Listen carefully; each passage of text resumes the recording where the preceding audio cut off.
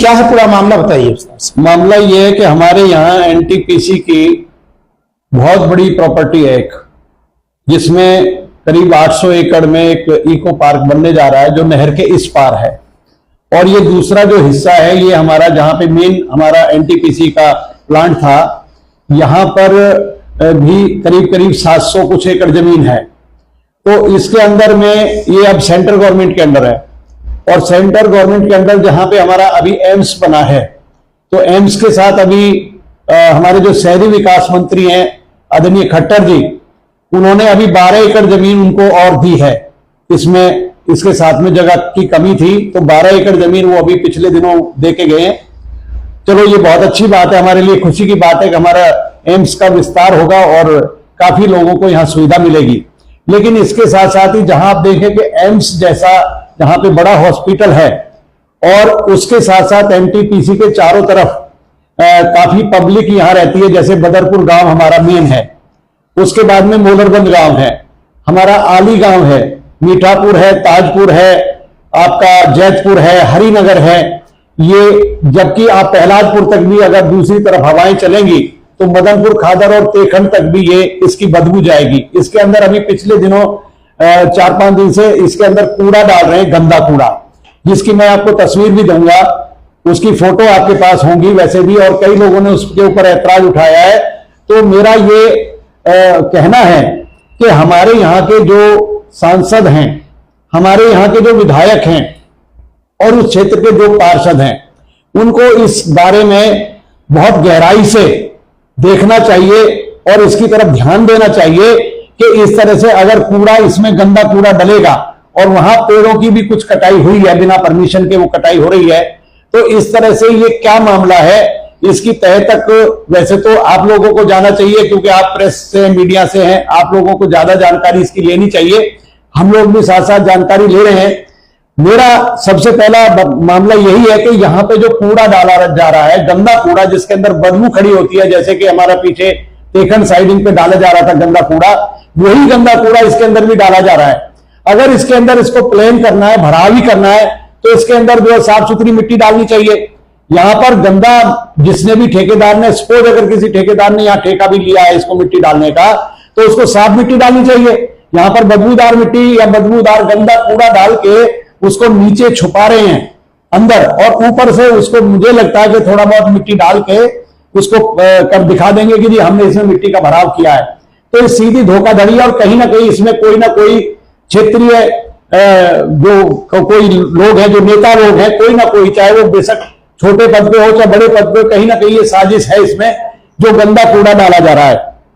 तो मैं इसका घोर विरोध करता हूं और क्षेत्र की जनता से आग्रह करता हूं, उनसे प्रार्थना करता हूं कि इस विषय में आप लोग अपने नेताओं के पास जाकर के इसका विरोध जताएं। और मैं दिल्ली सरकार की जो हमारी मुख्यमंत्री हैं उनको भी ये कहना चाहूंगा, और शहरी विकास मंत्री जी आदरणीय खट्टर जी को भी ये कहना चाहूंगा कि ये जमीन शहरी विकास मंत्री के अधीन जैसे है, तो इसमें इस तरह का गंदा कूड़ा ना डाला जाए।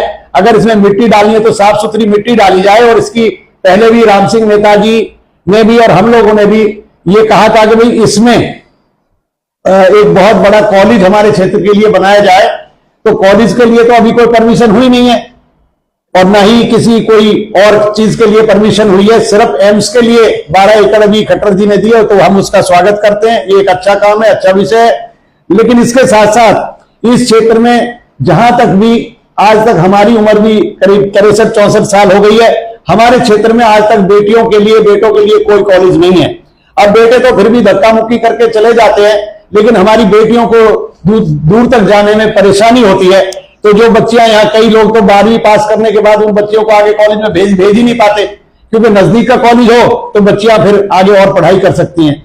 तो इसमें बच्चों का भी शोषण हो रहा है, बेटियों का शोषण हो रहा है। तो इसमें एक बहुत बेहतरीन कॉलेज की व्यवस्था की जाए, ऐसी मेरी प्रार्थना है। और गंदा कूड़ा डालने से इसको बिल्कुल तुरंत प्रभाव से रोका जाए, और जो भी विभाग इसमें इस तरह की गंदगी फैलाने की कोशिश कर रहा है, जिसके थ्रू भी ये गंदा कूड़ा डाला जा रहा है, उसको तुरंत रोका जाए और इसकी जो कार्रवाई है इसके खिलाफ की जाए, जिसने गंदा कूड़ा यहां पर डाला है। इसी के लिए आप सबको बुलाया था। और मैं कहना चाहता हूं, हम अपने क्षेत्र को बहुत साफ सुथरा रखना चाहते हैं, सुंदर रखना चाहते हैं। आज आप देख रहे हैं कि इस बदरपुर क्षेत्र में हम सब लोग एक नरकीय जीवन जी रहे हैं। आप जिस गली से भी जाएं, जिस सड़क से भी जाएं, वो सड़कें टूटी हुई हैं, गलियों में पानी भरा हुआ है। बेटे बेटियां जो छोटे बच्चे हैं स्कूल जाते हैं सुबह, उनको कितनी परेशानी होती है। ये मैं और एक बार कहना चाहूंगा कि दिल्ली की मुख्यमंत्री को कम से कम इस बदरपुर क्षेत्र का दौरा बिना किसी को बताए और बिना किसी से कहे अचानक तुरंत दौरा करना चाहिए क्षेत्र का। इस क्षेत्र को आकर देखना चाहिए कि इन गांवों की कॉलोनियों की क्या हालत हो रही है। और इसके साथ साथ मैं एक बात और भी कहना चाहूंगा इसी माध्यम से कि जितनी भी अभी दिल्ली के अंदर ये कॉलोनी अप्रूव कर रहे हैं, हमारे क्षेत्र को ओ जोन में क्यों डाल दिया गया है, नहर पार के क्षेत्र को, जबकि हमारी ही सरकार ने दिल्ली के अंदर जो झुग्गी झोपड़ी एम्स से या और दूसरी जगह से उठाई थी पीछे, जहां अभी हमारा हॉस्पिटल को बढ़ाया सफदरजंग को, उस तरफ से जो झुग्गी 22 के प्लॉट दिए, और वो जो 12 और 22 के प्लॉट है बिल्कुल वो यमुना के पुस्ते के साथ वो कॉलोनी है। क्या उस कॉलोनी पर जिसको सरकार ने ही बसाया उससे ओजोन लागू नहीं होता है? और यहां मीठापुर में जहां हम 3 से 4 किलोमीटर दूर बैठे हैं, जहां पे आप प्रेस कॉन्फ्रेंस कर रहे हैं, वहां से 3.5 से 4 किलोमीटर दूरी है यमुना से, इसको ओजोन में डाल रखा है। और अगली बात मैं बता दूं आपको, ये कोई साजिश तो है इसमें, जरूर साजिश क्या है? साजिश ये है कि यहां पर इस क्षेत्र की 2 कॉलोनियों के नाम आए हुए हैं लिस्ट के अंदर, सिर्फ 2 कॉलोनियों के नाम आए। वो नाम कैसे आ गए ये मेरी समझ में नहीं आता, और बाकी के नाम कट गए। वो 2 नाम कौन से हैं? वो 2 नाम है, एक कॉलोनी तो मीठापुर एक्सटेंशन ए ब्लॉक के नाम से आई है इसके अंदर, और दूसरी कॉलोनी बछराज कॉलोनी के नाम से आई है, जहां पे हमारा जो हॉस्पिटल के लिए जगह हमारी मंजूर हुई थी, जिसमें हॉस्पिटल बनाना था आदरणीय बिधूड़ी जी को, उन्होंने आज तक वहां किसी ने कोई हॉस्पिटल तो बनाया नहीं, लेकिन उसके साथ में जो कुछ एरिया कॉलोनी थी जो उसको कब्जा करना चाहते थे, वही कॉलोनी वाले उसी कॉलोनी को अप्रूव्ड की लिस्ट में डाला है।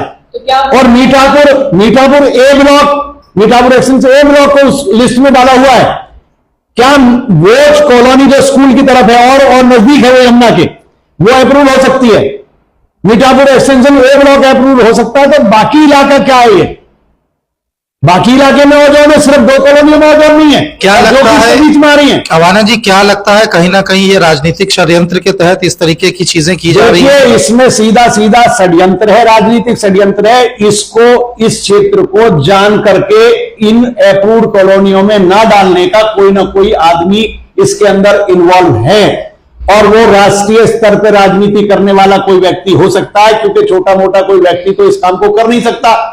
जो विभाग से संबंधित जानकारी जिसके पास है, जो विभाग से संबंधित किसी भी उसमें चेयरमैन हो सकता है, कोई सदस्य हो सकता है, ऐसा व्यक्ति इस काम को कर सकता है। बाई चांस हो सकता है कि उसकी नजरों से ये 2 कॉलोनियां बच गई हो लिस्ट के अंदर, गलती से छूट गई हो, लेकिन जब कोई आदमी चोरी करता है तो कहीं ना कहीं तो गलती कर जाता है, तो वो गलती इसके अंदर आ गई है। ये लिस्ट में 2 नाम कैसे आ गए? और बाकी नाम साफ है, एक भी नाम नहीं है नहर पार का। कोई भी क्षेत्रीय बदरपुर कॉलोनी तो है ही नहीं। ऐसा क्यों हुआ है? इस बात के ऊपर भी लोगों को ध्यान देना चाहिए, क्षेत्र को ध्यान देना चाहिए कि साजिश के तहत सब कुछ हो रहा है। इस साजिश का पर्दाफाश करना है, और मैं तो कहता हूं मीडिया सबसे ज्यादा इसमें सशक्त हो सकता है। मीडिया इसके बारे में ज्यादा जागरूकता के साथ अन्य विभागों के साथ मिलकर के जाकर के पूछे कि भाई इस तरह से ये कैसे हो गया। तो मैं आप सबसे यही कहना चाहूंगा, क्षेत्रवासियों से मेरी प्रार्थना है जोड़ करके, कि जो अत्याचार इस क्षेत्र में हो रहा है उसके खिलाफ खड़े हो जाएं, उसके खिलाफ बिगुल बजाएं, उसके खिलाफ, अन्याय के खिलाफ लड़ें, और तभी जाकर के आपको समाधान मिलेगा।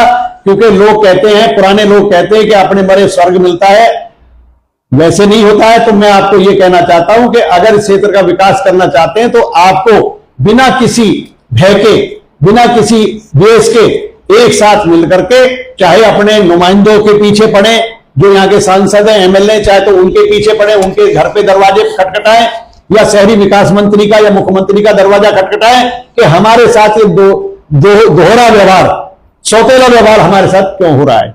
ये बहुत जरूरी है। आप सबका बहुत बहुत धन्यवाद। जय हिंद, जय भारत। हमारे क्षेत्र का विकास हो, इसी के लिए मैं भगवान से प्रार्थना करता हूं कि क्षेत्र के अंदर जो नुकसान हो रहा है उसका जल्द निराधार हो और कोई ना कोई समाधान हो, ऐसी मेरी सबसे प्रार्थना है। आप सबका बहुत बहुत आभार।